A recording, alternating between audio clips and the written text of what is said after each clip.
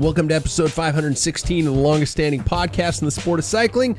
Of course, this is the Packfiller podcast. Think of us as a post-ride beer with several friends and one asshole.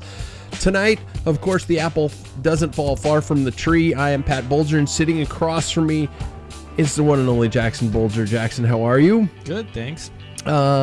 Sam's on vacation. Mm-hmm. Paul's in the desert. Mm-hmm. I think he's preparing for his retirement, because that's where all old people go. Yeah. Thanks to the retirement. Palm Desert or Palm Springs? I can't remember which one it is. What's the difference?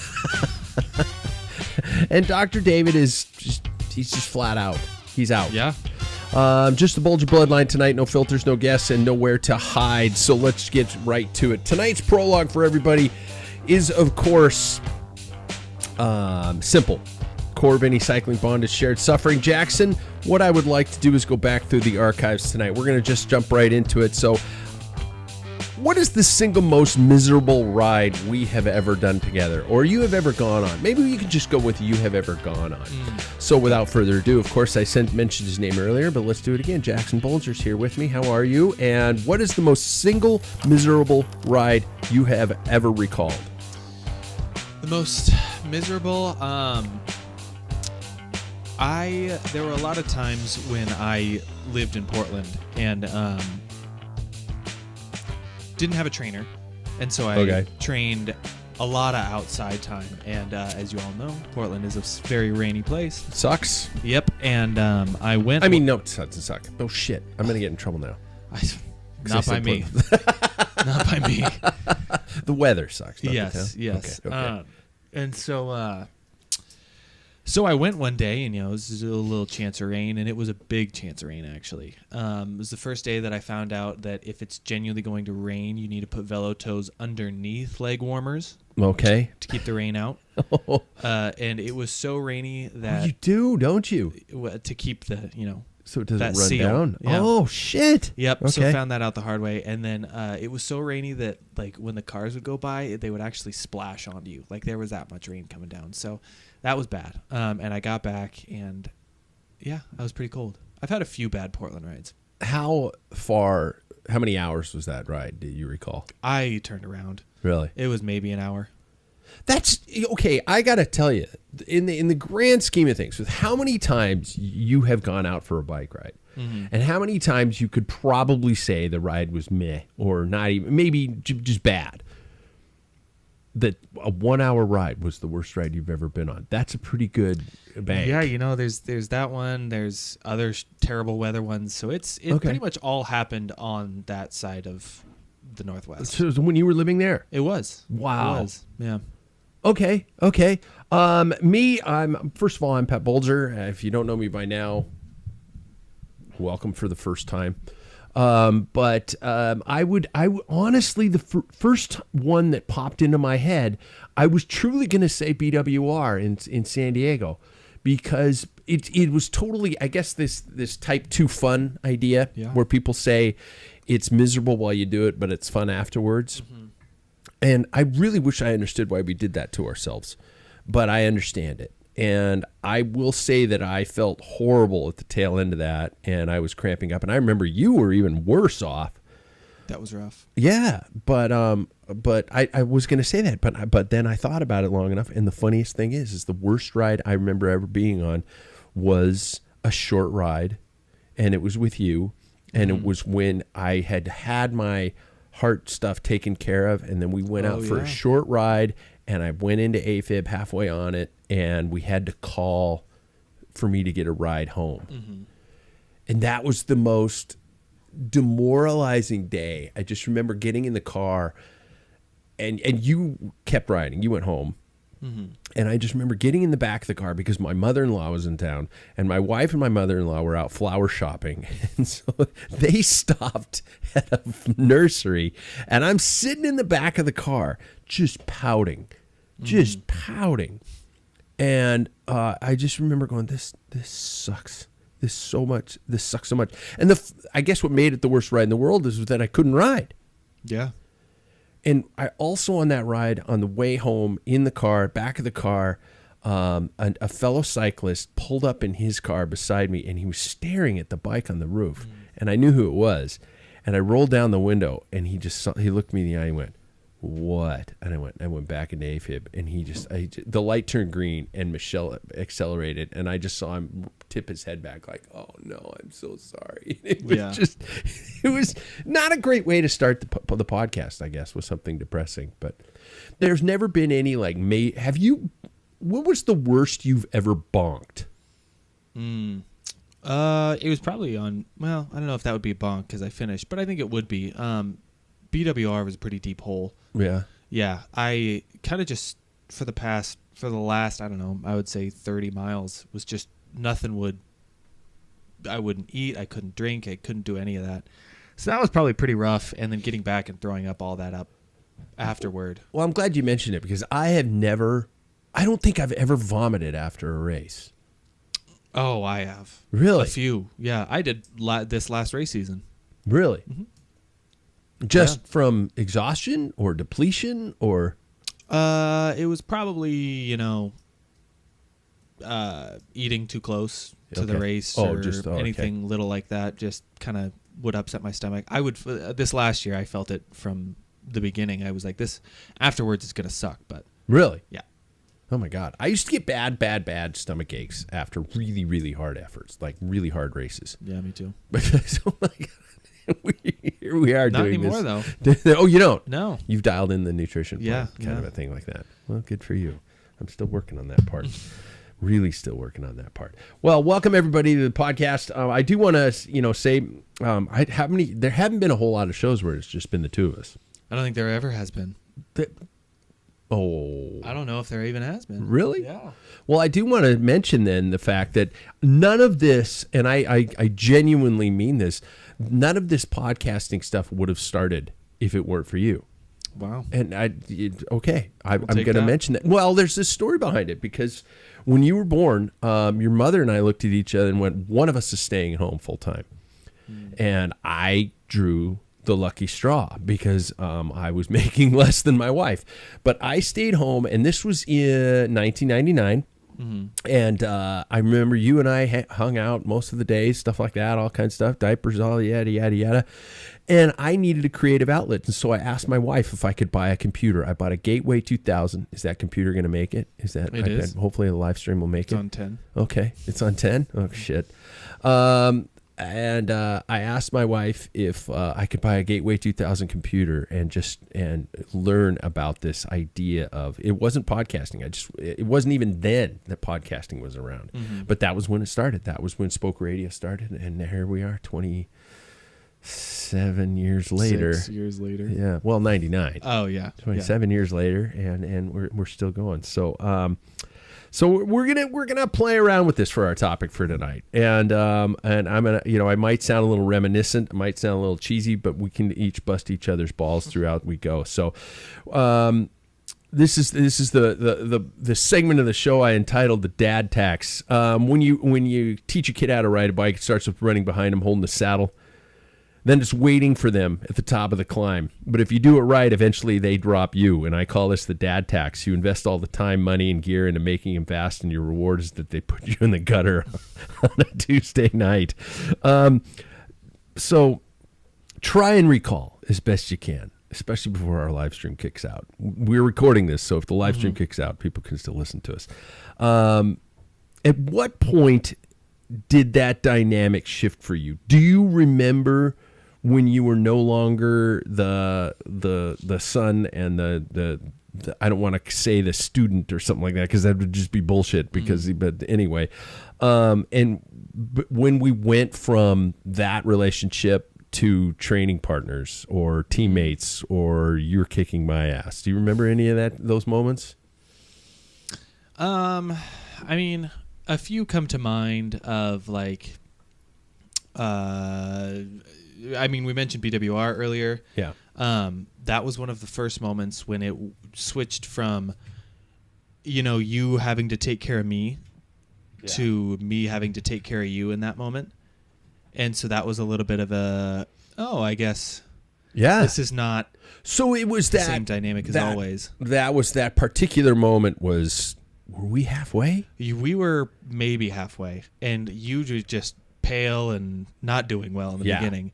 And I was like, I have to I have to be the one that like carries us right now, which was really weird. There was that, and then there was also, I think, the moment that really like changed a lot was when we did that Father's Day chafe. So like a kind of local Grand Fondo. I think it was 2021. And we were, swapping turns with this other guy, and then it came to the end, and I was able to drop that other guy on one of the climbs. And for the rest of the way, I probably would say it was maybe a 90-10 share of the ride back. You're being polite. But I'd never felt that good, like up until that point, and I remember encouraging you. Yeah. And I was like, okay, this is a different dynamic than I've had before. So that was the first one you recall? That was the first one. Really? Yeah. Okay. I remember there were some close calls. I remember at one point in there was a mountain bike race once, and I remember you started off and you just flew out of the gates. It was at Schweitzer. Mm-hmm. And I remember your mom was more rooting for you than she was for me. And something happened. I think you had a mechanical or something like that, and I passed you, and I came across the line first. And your mom actually came up to me afterwards. She goes, "God damn it!" I went, "What?" She goes, "I really wanted Jackson to beat you this time." I'm like, "Okay, honey, thanks. I'll just go sleep in the garage." Yeah. But I do remember very well that particular Fondo, and that was that was it. That was the first time, wasn't it? Yeah. And that is on our YouTube channel. I think it's just listed under the Father's Day Massacre. Yeah. I had a point of view shot for it, and it was brutal. Yeah. Is it brutal? I keep asking you, is it dead? No, we're at 10. We're at 10. We're at 10? We're holding at 10? Yeah. I put it into a better outlet, so maybe it'll hold. It's not charging. It's not charging at all? No. Should I switch it back? Maybe. See, USB 2.0, USB 3. Oh. No. How about now? No. No? No. Still not charging. We'll figure it out. It's okay. Yeah, we will. Okay. That one, this one, that one. Oh. Professional. There we go. There we go. We're charging. Okay, back to our podcast. And tell me, was that a... I don't want to sound like, like a F you, old man, or something like that. But was there, and I don't want to put myself on a pedestal either, but was there any type of oh yeah, it's on, I mean, I've reached the next level, or my dad's getting slow, or, was it one or the other? Not necessarily. I mean, I've been pretty, that's an interesting question. I don't really know if I treated it as a moment of like I'm getting one over on him. I guess I more treated it as just like this is a new chapter for myself. Phase or something like. Okay. Yeah. Okay. Yeah. I guess I viewed it very like about me rather than like I got him. Yeah. For the first time. Okay. I know that sounds selfish. No. And my other thing is too is like here we are sitting, father son in this show. We go out and ride. I don't know if everybody is aware of the fact of our familial relationship and stuff like that. Are there ever people who come up to you and are surprised? And what is it like to hang out in that type of a social circle with your parents? I mean, do I ruin it, especially with my volume and audacity and screaming at people and being a dick? Well, I mean, I find that I, make a place for myself wherever I try to go. Even even though it might not be the loudest person, in the room, I think I have that ability to do that in some way. So I don't think it was ever really a bad thing necessarily. But yeah, I mean, some people do come up and comment about it and say it's great that you guys are able to do that together. Yeah. Yeah. Did that ever stray you away from the sport? No. I have always viewed specifically this sport as my journey rather than my journey that is being supported, or like I'm following like what my dad did. That was never really it for me. It was always like, I actually really enjoy this. I really enjoy the feeling of this. And so I'm going to pursue it for myself, not for anyone else. Yeah. Because, I mean, sometimes you run into those situations, God knows there are famous cyclists whose parents, Matthew van der Poel, things like that. I'm not comparing us to Matthew and Adrie van der Poel, but that follow in the sport because of their family did it. But there are also some who go the complete opposite direction because of it. Yeah. For example, I hate golf. My father loves the game of golf. I hate golf, and I think I hate golf maybe because he played it so much. Because I didn't really have a choice to play it. Yeah. And I mean, maybe that was beneficial that you went that soccer route when you were a kid. Yeah, I think so. I think without soccer, I wouldn't be here. You know what I mean? Yeah. So because of that brought about, was it the competitive edge, or was it? Yeah, I think the competitive edge. I think I have a little bit of the skill set that I brought. Some of the skill set I brought over with me, but also just I have always wanted, you say competitive edge. I've always wanted that some sort of competition in my life, and I think that cycling gives me that. Does the podcast precede you anywhere when you meet another cyclist? No. Do you run into... Sam was saying the other day that he runs into a lot of people like, oh, your bike fits Sam, blah, blah, blah, blah, blah, blah. I find that for myself, I have been told I recognize the podcast, but nobody really knows me from the podcast. Yeah. Isn't that interesting? That is interesting. Yeah. Well, I guess I don't have like a thing, right? So like Bike Fit Sam, Old Guy Paul, Dr. David. Dr. David. And I mean, and you're the host of it all. I'm just... I don't necessarily have that thing. Guru, man. Well, yeah, but I don't... and I'm not saying this is a bad thing. I'm just saying, like, that's, like... I don't slot in anything, Okay. So I think that kind of gets overlooked at some points. I'm not saying this is a bad thing. It sounds like it's a poo-poo thing, but I promise it's not. No, it surprises me that, I get what you're saying, though. It's like, yeah, everybody has kind of their title, per se. Right. Even though Paul's is hilarious. Yeah, I mean, he leans into it. I'll tell he you that leans much. into being the old guy who hates rim brakes. I mean, who hates disc brakes and tubeless tires. Yeah. Every time there's something in the press, that man sends us something on the. He's always got something about that sort of stuff. Yeah. Okay. Well, I kind of wanted to, I guess, on that one, we're going to bash each other a little bit in the later part of the show, in terms of our airing of grievances. But I guess we'll jump over to the news for tonight. We'll see what's going on in the news, fueled by Thomas Hammer. Roasted perfection right here in Spokane. Look for the Packfiller blend coming soon. It is the only way to survive a 15-hour workday. Trust me. The UAE Tour, Isaac Del Toro era has begun. The desert dust has settled, and 22-year-old Isaac Del Toro from UAE has officially taken his first World Tour overall victory. He won the Queen Stage to Jebel Hafit, dropping Antonio Tiberi and holding a 20-second gap to take the red jersey. The questions, however, following that race, I don't know if it was as big as the news of Del Toro winning or it was of Remco Evenepoel not winning. He won the ITT but struggled in the climbs, finishing 10th overall. Not third, not second, 10th overall. So I guess first question, just in terms of opinion, Jackson, I don't know if you caught it or something like that, because that's usually what these early. I didn't watch every stage of the UAE Tour. Yeah, I mean, having an Instagram account is like I watched every stage. So. Okay. Do you think Remco's hiding his form, or should we be worried about his climbing legs?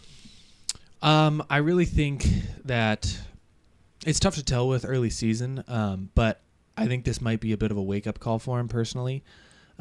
Because we saw, you go back and you see him just destroy fields, but not necessarily with leaders. Okay. And I think this was the first time that he's actually had to come up against people who would actually lead a Grand Tour. And we saw it happen. Yeah. So I think he's still got a lot of heat acclimation to do. I think climbing legs probably still have to come. I mean, we're a ways from July. Yes, so this is true. This can all come back into form, but if this is a glimpse into what we are going to see later on, I'd be worried if I was Red Bull. And do you think Primož Roglič is just sitting at home just going, what the hell, man? Come on. Yeah, I don't know. I think that guy just wants his Vuelta. That's it. You think he's going to hang it up? I don't know if he'll hang it up, but I think he might not necessarily. It seems like he doesn't have his head in it as much as he did. No, especially in terms of this time of the year aggression or anything like that. Mm-hmm. Another highlight of that race was Jonathan Milan. Won 3 stages, and now we do know that Jasper Philipsen was not there. So what are we thinking in terms of his looking at one of the best sprinters in the world? I mean, it seems with sprinters' careers many times, they start off as these absolutely dominant sprint. Well, they come up into the ranks, and then they become those dominant sprinters, and then they kind of either continue on that pathway or they morph into something else. They morph into more of a classics rider, which it appears to me like Philipsen could have the potential to do. Yeah, I think it's going to be, the conversation between Milan and Philipsen is going to be one that is probably consistently won by Milan. I think that Philipsen is world class, obviously. Yeah. But I just think that he is out-muscled by a guy like Milan. I don't know what it is, but there's something that just he can't get over Jonathan Milan. I can't remember what the watts readings were, but it was some absolutely insane number that he hit in one of these stages. I've seen 18 plus out of the guy. That's what I thought. I was going to say 14, but I think it was over 18, which is insane. The highest I've ever seen somebody do is like push 2. Yeah. But that's crazy. God. 18 after a long stage like that is pretty wild. I think we've got a lot coming down the pike in terms of what we're going to see from those guys, and especially in terms of what we're going to see from Leadout Trek. It that why am I drawing a blank? Mads Pedersen is not able to ride, but this is opening up some doors for some other riders in that group. Yeah, and I will be honest, I don't know why. If they want to win the green jersey, like I think the world of Mads Pedersen, and I think that he is one of the best long range sprinters in currently. Yeah. But I think if you want that green jersey again and again and again, you have to you got to bring the best, and I think Milan is the best.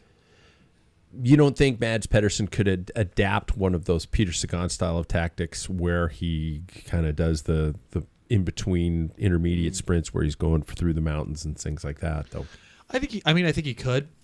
But I think something that we find really interesting about the Tour and what we saw with him in the Giro last year was that a lot of the times they were these like classic style sprints and a lot more like uphill finishes. I think about the one between him and Van Aert where he just barely got it on the line. That's not the Tour. If you're thinking sprint stage on a Tour, it is flat and it is fast. That's all I really think is the difference between the two of them. I think if it's uphill, Milan's not going to win that race. No. Yeah, okay. I guess unless you take it to last year at UAE when I guess he did. Uphill. Yeah, that's very true.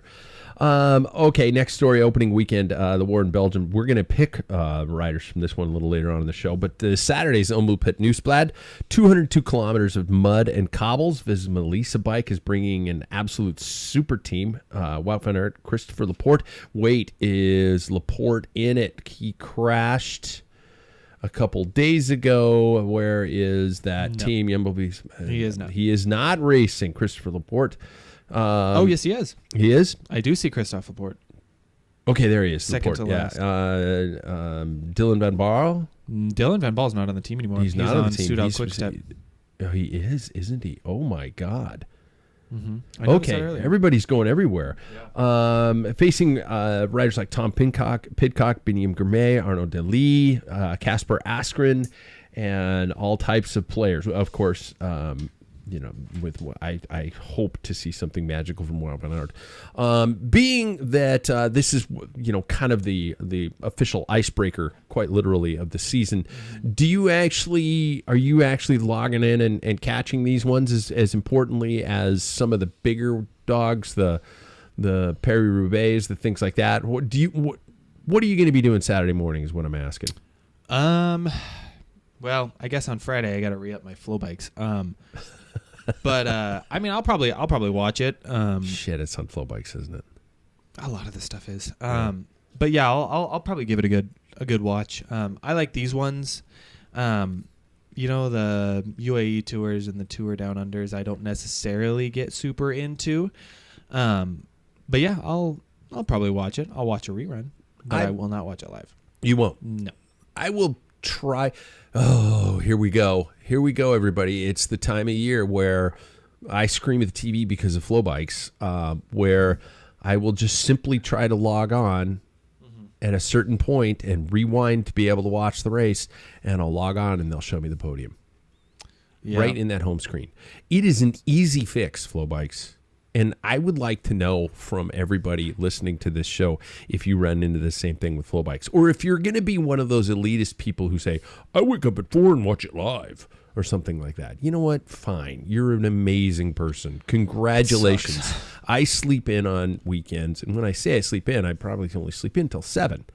Yeah. But I still want to be able to, rewind a little bit, catch the race, see what's going on. And it just drives me crazy that they do that. Next story. In the industry, the Giant slump. Giant Bicycles just reported a 21.6 drop in revenue for January.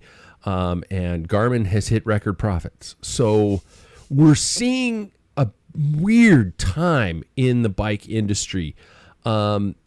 And I'm throwing this question to you right out of the blue, so I don't expect you to have a completely researched response.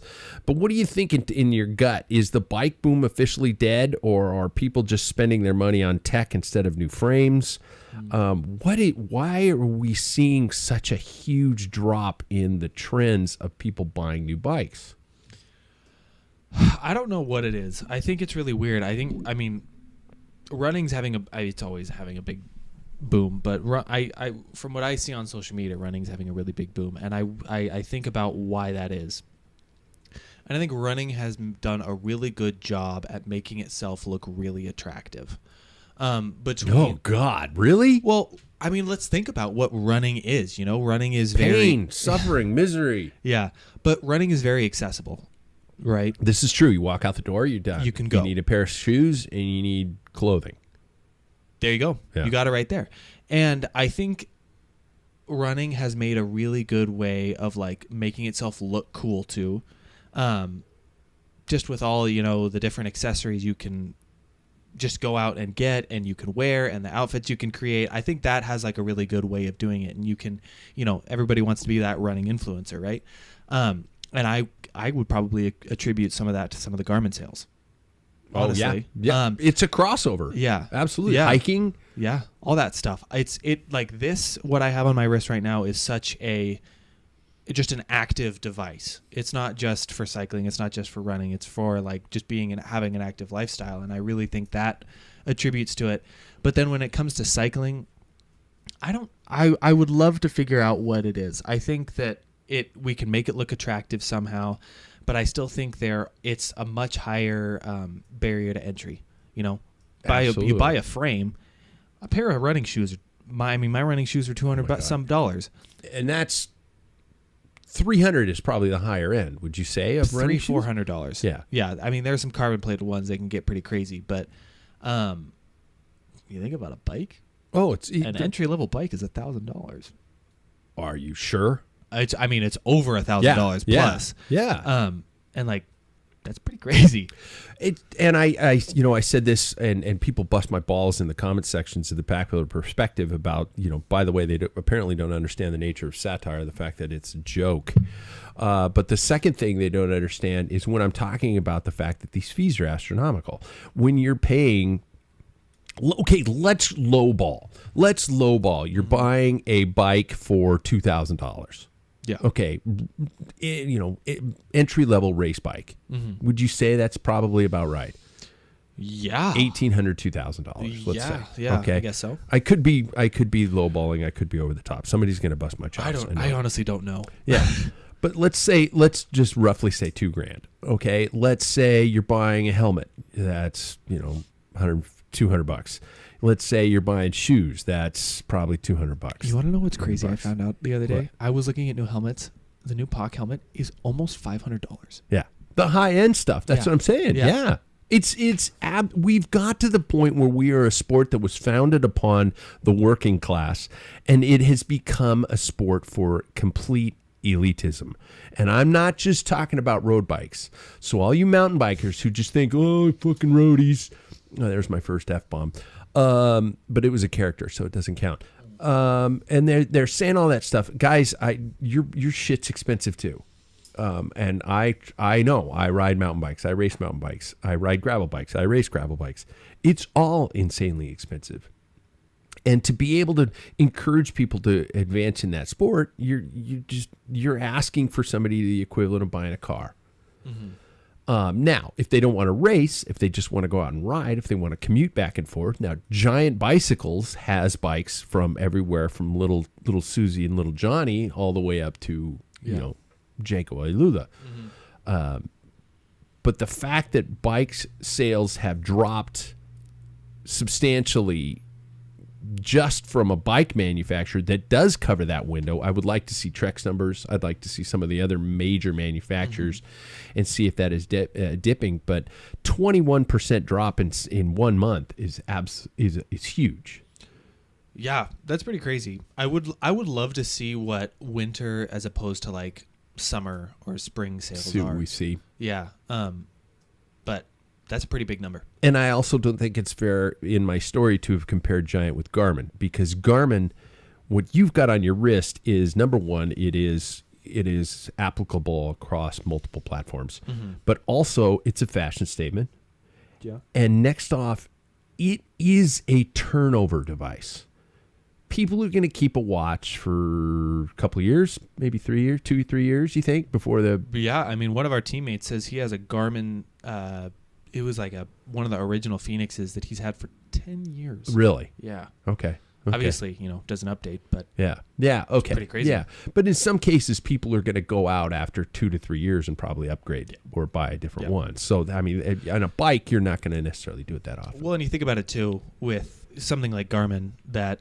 I mean, this is very expensive. I think, like we all know that. But they also have much further into like the $200 range. I guess low ball for a Giant is, you're looking at $1,000. Yeah, let's say $1,000. Yeah, that's that's a really really nice watch. That's the high end. Yeah, that's the high end. That's the high end. Yeah, and that's the entry for a bike. So you're comparing apples and oranges there. All right. Moving on out of the news. This is the time where we're going to have some fun with our family relationship here. I titled this one "The Airing of Grievances." Hopefully, you got this one. You got some material. All right. Okay. Since it is just us, what I want to do is, by the way, this is brought to us by our friends at Big Barn Brewing. Mine is empty right now because I enjoyed it throughout the first third of the show. Fresh from Green Bluff. Be sure and check them out. But thanks to Big Barn Brewing for being the official fuel of the Packfiller podcast. What we're going to do is we're going to have some fun kind of roasting each other. And the funny thing is I'm going to admit that, Jackson, I found 4 categories that I'm going to roast you in. But the problem is I don't really know if they're very mean, and I apologize if you got something that was juicy and solid. No, you're too nice. Well, I don't know. I'm not big for going for the jugular because I don't want to make people feel insecure. You know what I mean? Why, dude? You're not going to send me farther down that hole. Yeah, well, fair enough. Okay, so I'm gonna. I don't know how many you got.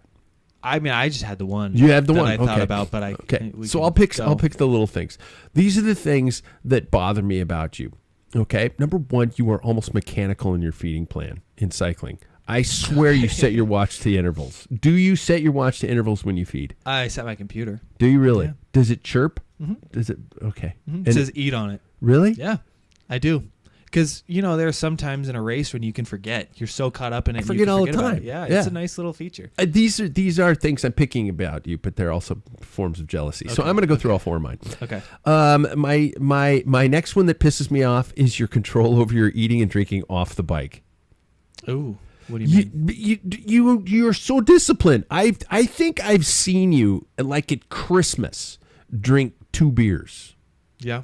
And You're disciplined about that, or you're just uninterested. I would like to know if it was one or the other, because how do you view food? First of all, is food a fuel source or is food an importance? I have this conversation with my wife pretty frequently, actually. Really? So I view it more as just a fuel.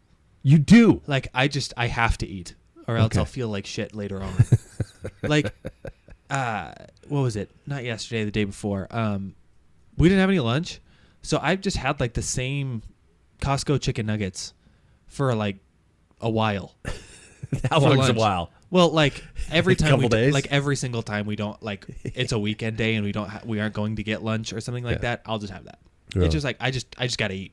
Just put something in your face. I just got to have a certain amount of protein. I just got to do all this stuff, and it's fine. Really? Yeah. Okay. That makes me crazy. I don't. Maybe you got that from your mother? I don't know. I think I just don't want to spend the time cooking it. Yeah. I just want to eat it and get to the next thing. Okay. Because you got shit to do, or you just don't want to bother. I think it's maybe the phase of my life right now where there's not a lot of free time, so I feel like if I just do that quickly, then I can that's over with, so I can just keep going. Okay. Yeah. I don't know when it was, but I woke up to some point in my life where by 10 a.m. I need to know what the plan is for dinner that night. See, we do a meal like a plan. You do? Yeah. The box. We do comes. HelloFresh. Okay. Yeah. Okay. So like that's so you know care it's of. for dinner. Yeah. Okay. And can I ask about drinking? I ask you guys all about drinking on the show. Sure. We do drink beers on the show and stuff like that. Is it ever a nightly ritual for you, or is it just kind of like, man, then whenever I want? That it's the second one. It's whenever I want. Yeah. Okay. I mean, if I want it, I can have it, but it's never really like, say it's a Thursday. It's just one. It's never really more than that. Yeah. Maybe at most two, but I'm not really much for drinking unless it's like an occasion. Okay. That's kind of my deal. Okay, that pisses me off. No, I'm kidding. Third, your calm demeanor on the bike. You never get loud. Teach me how to do that, because I am not good at it. I think I developed it throughout my youth, and it just kind of followed me from there on out. That character that becomes the loud guy on the bike. Yeah. You are, and when we jokingly call you the silent assassin, it is very much that way, because I think I know what's going on between your ears. Okay. But you don't vocalize it. Yeah. I've been that way for a while. I don't know what it is. I've really tried to get down to, the brass tacks of what makes me that way, but I don't quite know. I think I have a better time internalizing things and thinking through them to myself in like situations like that than verbalizing them. I find that I can't collect a thought, or I find that it's probably I've already thought through every single scenario before I even open my mouth, so there's no point in doing it. You kind of get what I mean? I think so. Okay. So there's no improvisation per se. No. You've already gone through it. Yeah, I have that I guess it would be an anxious brain of I've thought about every single negative scenario in my brain. Wow. And so I need to not respond in that way to avoid those situations. Oh. So, well, okay. So you're Costanzaing this thing. You're George Costanzaing. I don't know if I get that one. You're basically doing the opposite of what everything your brain tells you to do. You're like, I'm going to do the opposite of that. Maybe. Yeah. Like I said, I haven't really been able to figure this one out. But it's just kind of how I am. Like when somebody gives you shit in the peloton, I think I've heard you respond to the people giving you shit in the peloton maybe 10 times. But maybe that's because I'm not in the front of the peloton.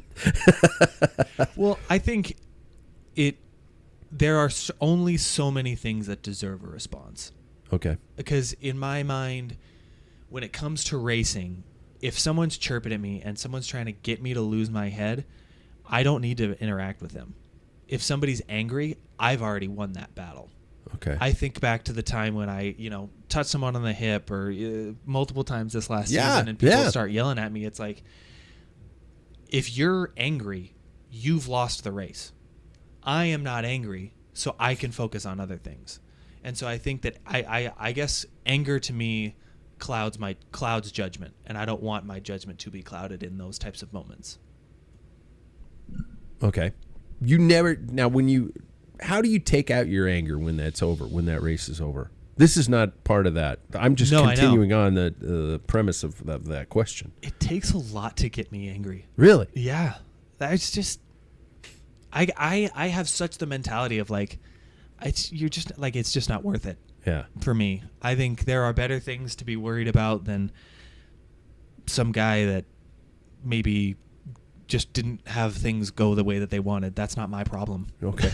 That sounds really like shitty, So but it's your problem. You don't internalize any of it. No. I mean, I'll have conversations with my wife and things like that. But no, it's if you want to get mad, you got to deal with that. It's not my deal. I am wow. I wish I could do that because I can't internalize it, and so I have to blurt it out to get it out of my body. It's like the cloud of black smoke that you just exhale, and it's gone, and I feel better once it's gone. I get mad quickly so I don't stay mad. At least I think that's what I do. I'm questioning everything here now. But because, like in those situations in a race, when some guy goes, hey, what's your line or something like that, and I'll just turn back to him and just go, fuck off, or something like that. I won't say it that quietly, but I'll say it, and then I feel better. Yeah, and I think that's, we all deal with it in different ways. But mine's not as healthy, I don't think.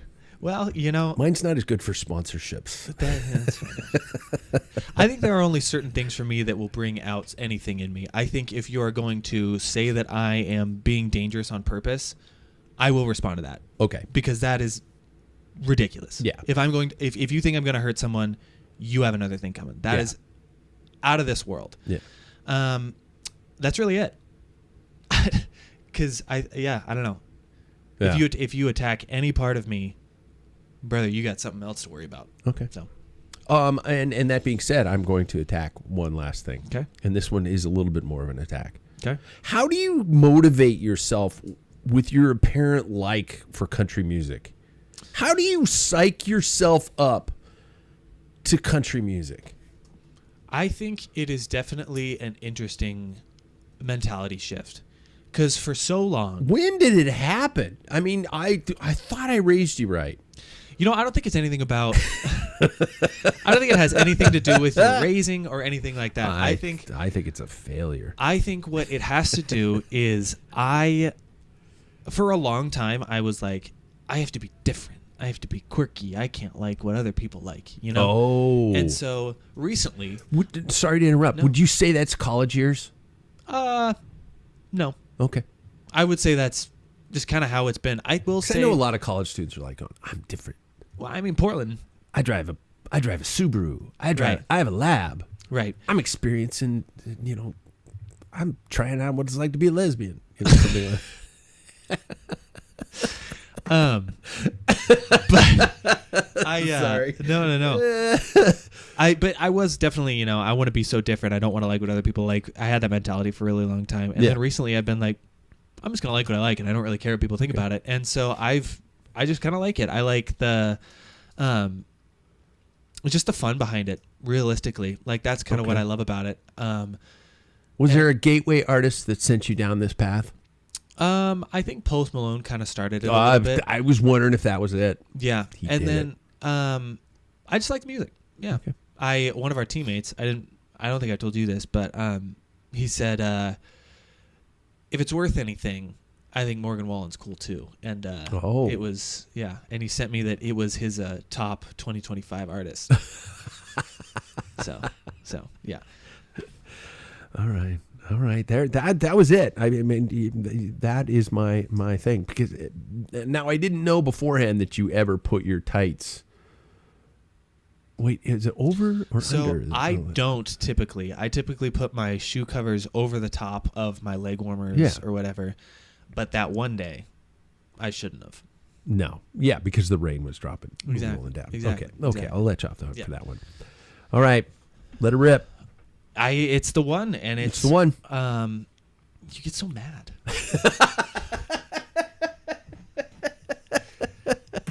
So I kind of stole it a couple minutes ago. That was my only thing. Is it Give me an example. And you can't use the one at the Twilight series. That was my example. Okay. I think you. But now, you will in yell my at, defense, at the Twilight series, a dude swept my front wheel. Yeah. Like, under the command of another dude, swept my front wheel. He swung wide, and the adrenaline in my body just released every single moment. And the only thing I could do in that moment was scream. Yeah. And I screamed a lot of very specific words. And I will say, I think that this whole conversation in and of itself is a therapist stream. Right?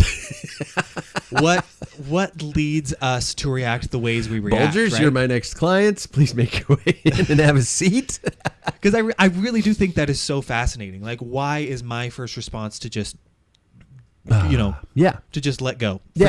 forget about it? But why is yours to mine to lose my shit? Yeah, like what is like? I think that's very fascinating. I do too, because I know your mother, and I don't know if my influence has ruined her also, but I know your mother has a mean streak in her too. Yeah. And I'm not saying she's a terrible person, because she's probably listening live upstairs. And but what I am saying is that but she doesn't vocalize it. She doesn't? No, I don't Okay. think so. I mean, have you ever seen her vocalize it? Unless she's at home talking about people who piss her off. I don't think I've ever seen her angry in public. I don't know if I really have either. I've never seen her scream at another car in traffic. She screams at me because I'm screaming at another car in traffic. Sure.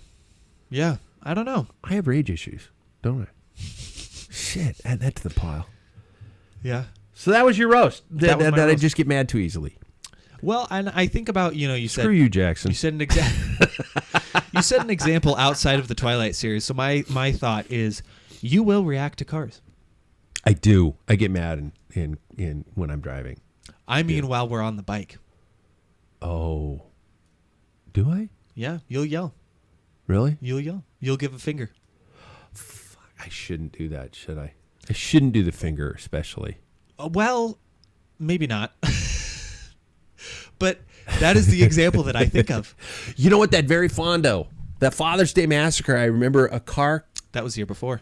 Was it the year before? It was the year before. Car came by us and was honking. And I did the classic, is the camera on? I did the classic just European gesture. I just put a hand in the air. Yeah. And that person pulled over ahead of us and was yelling at us. Yeah. And I was like, we weren't doing anything wrong. Mm-hmm. And I think, oh, God, yeah, the whole share the road thing just drives me crazy that people are so upset about it. And I think the woman who pulled over was yelling about the fact that we weren't being safe. She said, please be careful. Yeah. Please be careful. And it was like, so you turned into a ditch at like 40. Yeah, To telling us say to that? be careful. Yeah. Yeah. I'll work on it. I can't guarantee anything. Yeah. I'll work on it. Okay, you guys, let's get to our... we got one segment tonight. One segment before we pick the end of the race. 3% left, too. 3%? Yeah. Well, let's get to it.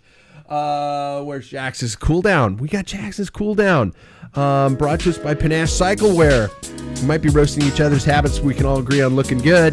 Panache is about the style of the ride. Bold design, perfect fits. Check them out at PanacheCyclewear.com. Jackson, what do you got for us tonight with 3% left? Yeah, so I was thinking about how recently I have been, looking at little things here and there to be like, hey, Maria, I might want this for my birthday, which is in April. So I got a minute. But I have been looking at certain things and maybe switching certain things that I've had before in the cycling world. And my question for you is there a piece of gear that you I want to read how I worded this because I feel like I did it better.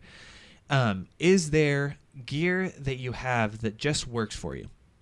And is there stuff you're thinking about switching up anytime soon? Like a bike? I mean, I would love to upgrade my bike, but I think I've always wanted to upgrade my bike. But let's say, is there a piece of your gear that you have that just works for you, just inexplicably? You can't put it into words, but that's just it works for your body for some weird reason. And is there other stuff that you're thinking about that you've used for a long time that you're thinking, maybe I'll dip my toe into another pond? Okay. I will say the gear that has worked for me that I have found are the lace-up shoes, cycling shoes, Giro shoes. I'm sure some people are rolling their eye thinking, how are you going to, lock and load in a sprint? I'm like, dude, I'm 56 years old. The amount of locking and loading I'm doing in sprints it ain't my laces that is causing that type of an issue. I have found very little play in a lace-up shoe. It is solid, it is well built, and it fits my foot perfectly. I have a super high arch bone on the top of my foot, and it fits. These things fit like slippers. I can wear them all day. We'll do a 3-4 hour ride, and then we might go to the pub or something like that and have an after ride, and I don't have to even loosen my shoes. That's nice. So there's that. The one thing I do have to say that I have still dipping my toe into is helmets. I have yet to find a helmet that works for me. Yeah. I sweat profusely and it runs straight into my glasses, or I am OCD and I hate any type of moisture on my glasses, but I have yet to find the perfect helmet. And I hope there's one out there waiting for me, but I ain't doing that headband or do-rag stuff. I'm not going to go full Pantani and put something underneath my helmet, or even that. Some of you are probably thinking, hey man, I'm going to send them the link to this strap, this thing you put on your forehead that's like a rain gutter that channels the sweat. That ain't going to happen either. Yeah. I'm sorry. Fashion over function. Yeah. So the helmet I definitely need to do something about. Yeah. Yeah. Where are you? Well, I know you're an electronic guy. I know you're going to switch from Wahoo to Garmin. Probably. Yeah. Yeah. I am a big fan of just that ecosystem. Yeah. And I have learned it pretty heavily over the past year, over a year, 2 years and change. And so that is, I guess that, that's something that works for me. I really like that. It's reliable. I never find any GPS issues. It never shuts down on me mid-ride, anything like that, and it holds a charge for 16 days, for God's sake. And the head units do? No, I'm talking about your this. wrist, my watch. wrist Yeah. one. But I wish my watch would do that. I know that is the nice part about it, but also yours is a phone on your wrist that lasts for 3 days. That's pretty cool. Yeah. Anyways, though, things that really work for me are definitely, you mentioned Giro shoes. Yeah. I've never really had an issue at all with it. The high arch support that they give is really great for me. Yeah. So one thing I will say that I am thinking about switching up are helmets. Are you really? You mentioned helmets. Yeah. So I really do enjoy my POC helmet. I've enjoyed them for the past 6 years. But almost $400, maybe pushing $5 is a lot of money for a helmet. It is indeed. And it's, I don't know if I love personally the shift that they've taken visually. Oh, wow. Okay. Yeah. Okay. And one thing I do actually really like is the new Giro Aero helmet. Which one is that? It is, I have it on trust me, I have it okay. on. It's on my home screen. Well, yeah. It is called the Giro Eclipse Pro. Okay. I'll see if I can show it to you. But $500. it's $349. Oh, okay. Which is expensive. But this is what it looks like. Oh, okay. Okay. I see Wherever it. that is. Yeah, people can Google that bad boy.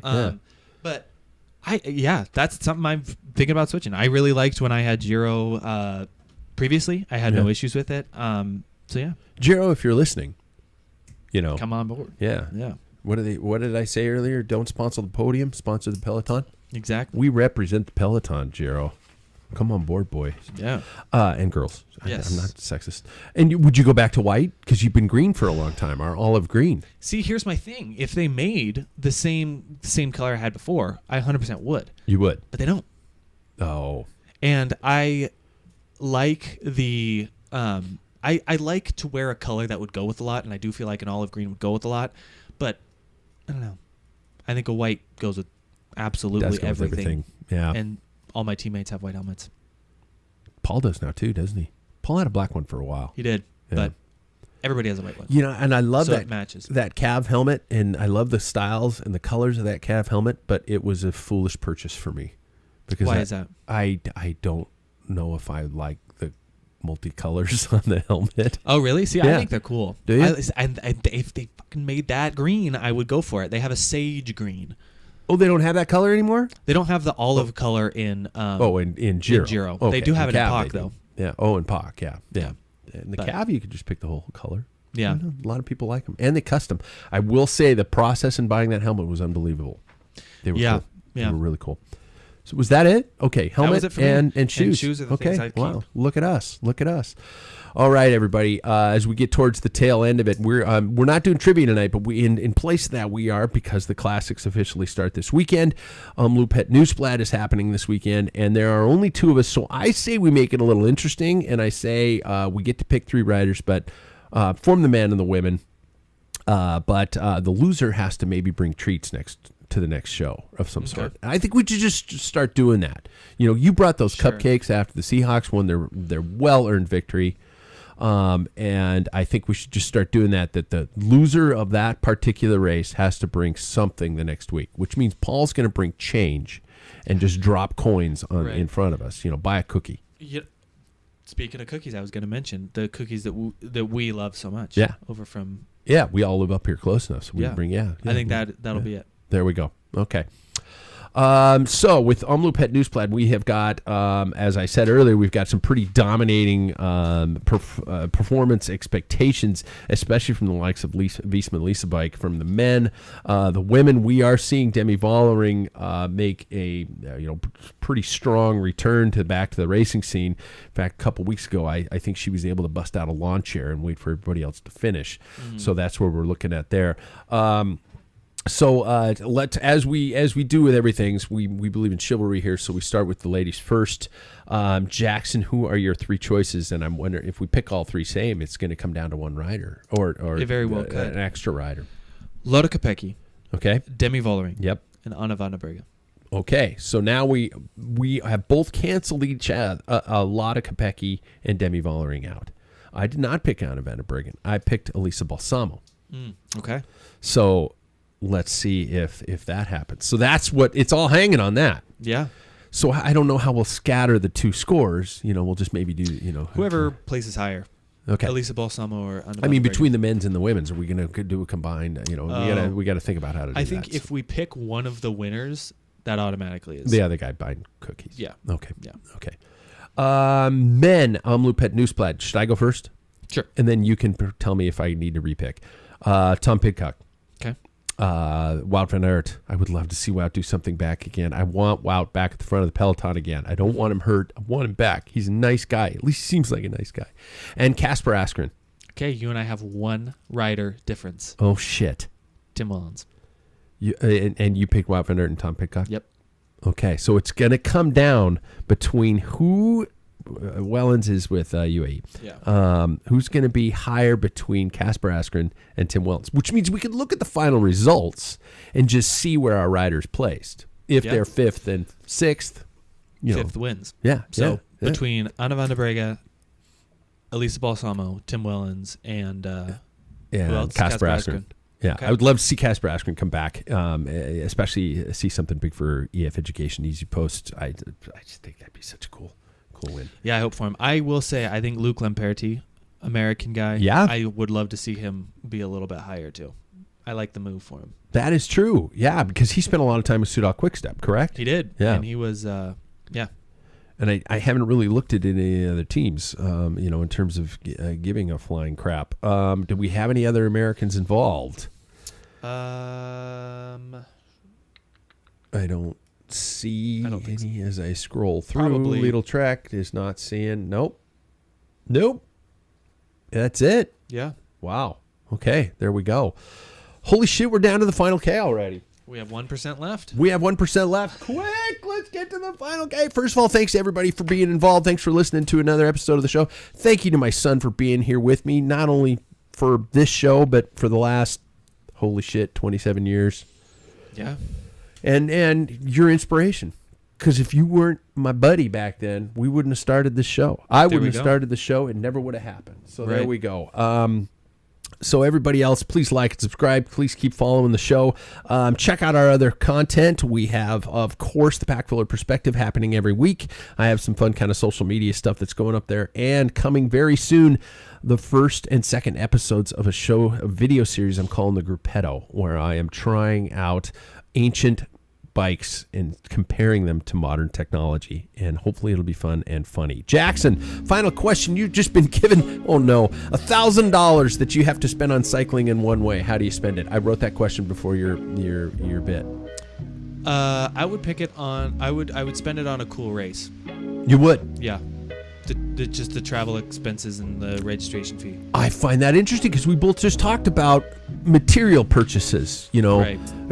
Shoes, a helmet, things like that, because I'm in the same boat. Mine was I would spend it on, I want to do a training camp for spring break. I'm thinking about Lewiston, Idaho. Don't judge me because I'm thinking of Idaho. You guys don't know all of Idaho. And I would spend it on my race entry fee for Tour de Bloom. Yeah. That's hilarious. I think experiences in a sport where you kind of have to have everything are priceless. You know what? That's exactly right. It's the travel versus having a nice house. Yeah. Travel more because the house you just have a normal house. Just leave your shit there. That's all that matters. All right. Big thanks to Thomas Hammer for the energy, Big Barn for the hydration, Panache Cyclewear for the style. Again, Jackson, thanks for doing this. Everybody, we will catch you guys next week. Keep the rubber side down. I know David will be with us. I don't know about Sam. I don't know. So prepare your medical questions.